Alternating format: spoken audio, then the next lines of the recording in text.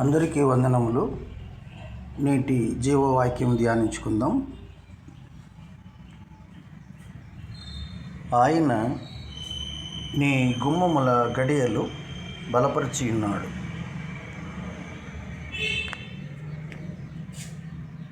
కీర్తనల గ్రంథము 147వ కీర్తన 13వ చరణము.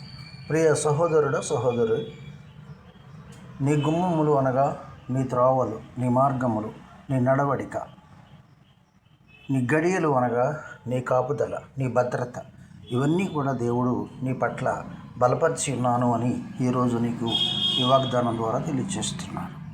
దేవుని బిడ్డ, నీవు నీ మార్గములను, నీ యొక్క భద్రతను ప్రభువుకు అప్పగించుకుని ఆయన సన్నిధిలో ప్రార్థించు.